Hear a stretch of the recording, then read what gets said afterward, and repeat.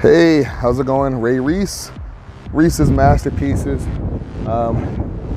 Just getting done teaching class and had a subscriber question that I wanted to get to.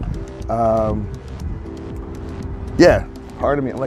I'm outside because there's classes going on, and it's very busy, and there's like two things going on, so there's not really open area that I would normally use, and I can't do this in the car because there's a bit of physicality that I have to demonstrate. But yeah, I've got a question from Chris with regards to what exercises can somebody do for a deconditioned lower back. Now, I can't stress this strongly enough that when it comes to something like the lower back or any part of the back, the spine, and even like joints here, your shoulders, your knees, your ankles, hips, these sorts of things, you should definitely talk to a specialist in that area, your doctor or what have you, or just, so that they can diagnose specifically what it is that's going on and what you should specifically do. Because a lot of times we have a tendency to self-misdiagnose, and people come to me and say, hey, how do I,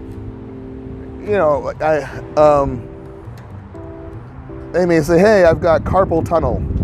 What do I got to do? I'm like, well, I can't tell you. I don't know. I'm not a carpal tunnel specialist. I can just tell you, if your doctor says do these exercises, I can show you how to do those exercises. But there's times where it's like, oh, it's not even carpal tunnel. It's something else, but that person assumed it was carpal tunnel because the symptoms matched up. Like they may have carpal tunnel in one arm, one hand, but they have an injury, a separate injury. It doesn't matter. It just we want to make certain that we get it right the first time. So what I can do, I can. So another reason why this is tricky is that it's very specific and very unique to you, because it's one thing to ask, how do I strengthen my lower back? What exercises do I do? But if you have a deficiency, if you have a constraint that affects your day-to-day life, that's a whole different story. All right. It's one thing to say, hey, I'm at the gym and I'm working out, and I want to work on my lower back. That's one thing versus, hey, my lower back, I can barely move around because my lower back is weak. So I'm going to try to speak generally, but also informatively. So under normal circumstances, I would tell somebody, hey, instead of telling me that you want to work on this body part, you say, hey, I've got a deficiency in this body part. I would want you to tell me what makes you think that this is the issue, right? What activities are you doing where this issue presents itself? From there, I would show you how to do that movement correctly if I'm able to see some sort of incorrect patterns or movements. So if it's a matter of, hey, it's just a technique, then I can correct the technique. And either way, I would say, if this task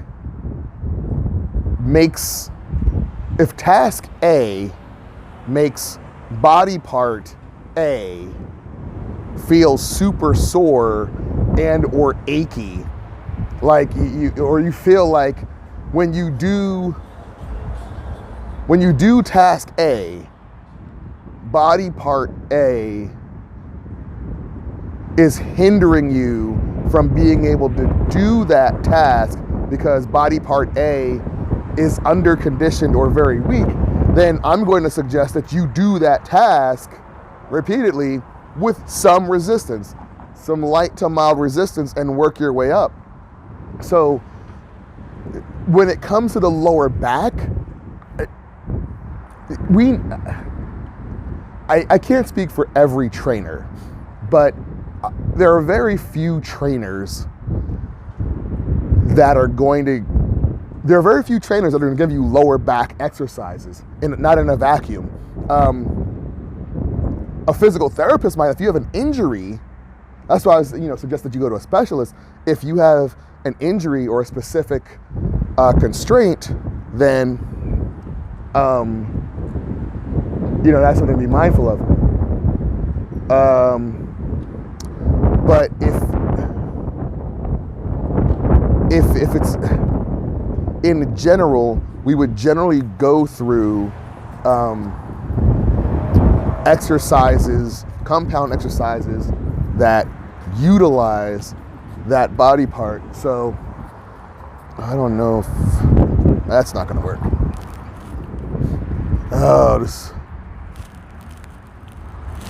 Sorry, this whole setup is a bit unorthodox.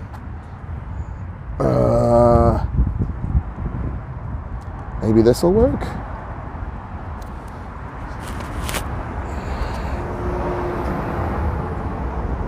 Okay, all right. So now I need to make certain. Okay, all right. So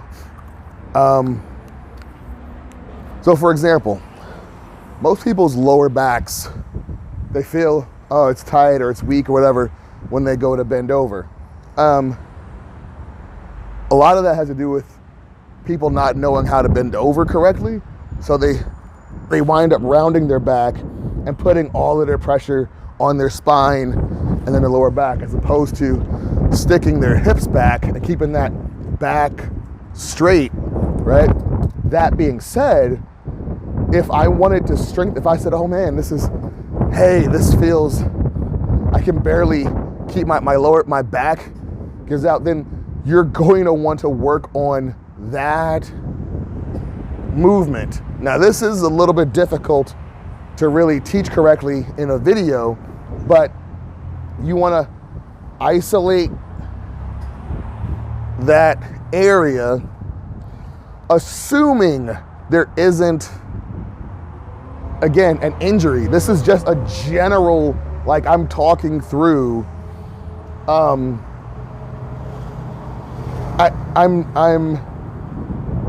talking through basically a hypothetical assessment. Because otherwise, like I have people say, oh, my lower back is weak when I go to do squats, right?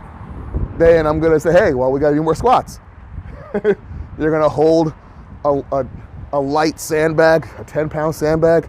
You're gonna squat down and come up. And we're gonna focus on keeping that back taut.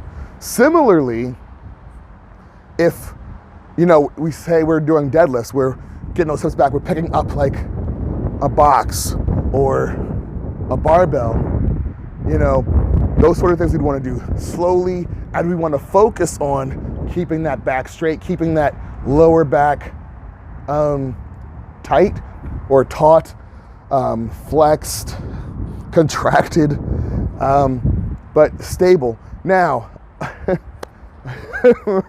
I should mention that any of these things, if you're trying to isolate your lower back, it's gonna hurt. I think the scientific term is like a motherfucker. You gotta take it easy, you gotta take it slow. But the lower back, it's just one of those muscles where if it's tight, it hurts a fuck ton. If it's sore, it hurts a fuck ton. If it's deconditioned, whatever, it hurts a fuck ton. And it's gonna take, you're gonna want to having to really progress. So let's assume, let's assume that we're not even at a place where we can even think about doing like squats or, deadlifts or whatever. We can't even think about utilizing apparatus. You can still do these motions of, I don't have to do a deadlift. I don't have to pick something up off the ground. I can just work on keeping my shoulder blades back, sticking my hips back, letting my knees bend slightly, keep my chin and my spine in a neutral position. So we don't want to be here. We don't want to be here. We just sort of want to keep everything neutral. But the focus, we want to keep those shoulder blades back. We want to keep the upper part of our torso up and back. And then we're going to stick those hips back. Maybe we're not able to go down very far. That's fine. You'll just go where you can go, all right? And if you have a phone or a mirror, you're not gonna turn your head. It's just gonna add pressure on your neck for no reason. So you wanna get used to having that neutral position. Take your time. Because the lower back, it's meant to stabilize you. It's not meant to do. That's why people wind up having it hurt so much. So they let this stuff happen when the lower back isn't designed to do that. The lower back is designed to just stabilize you. It's designed to keep you upright. It shouldn't, your spine really shouldn't be bending down here. Your lower back is supposed to stabilize you, right? So similarly, if you're holding a thing out in front of you, what keeps you from falling forwards is your glutes. Your glutes tight to keep your hips forward. Your hamstrings, to keep your hips forward. And your lower back keeps this from happening. Because really, this should only happen if you're on the ground and you're trying to sit up, right? This shouldn't happen when you're going down to the ground. You don't want this kind of pressure on your lower back, right?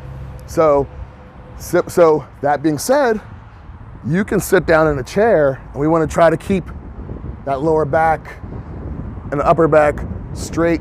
Maybe not even a chair. It could be the edge of a couch. But when you're sitting down, so granted, I have a curve in my lower back, but still, when you're sitting down, you don't want to let your back round. You want to take it, and then come up. So that's what I would do, assuming there isn't an injury. So let's say, hypothetically speaking, you had a broken back. I would not suggest any of this. I'd say get in the pool. I would say talk to your doctor. And still, talk to your doctor anyway. It's always a good idea to talk to your doctor or a professional, even if you think, hey, I can't afford to, just reach out. Reach out. They may have a different resource available. But yeah, do the activities that you feel the weakness in, and do that over and over again. And as the soreness from that goes away over the course of days and weeks, then you can begin to add some resistance. You can begin to hold a thing. But the most important thing is going to be technique. Whether there's resistance or no resistance, whether there's weights, no weights, pool, no pool, technique. All right? I hope that this kind of somewhat answers your question and is maybe sort of reasonably helpful. But yeah, thanks for reaching out. If you have a follow-up question, hopefully I can record a follow-up video. But thanks, Ray Reese, Reese's Masterpieces. Take care. See ya. Bye-bye.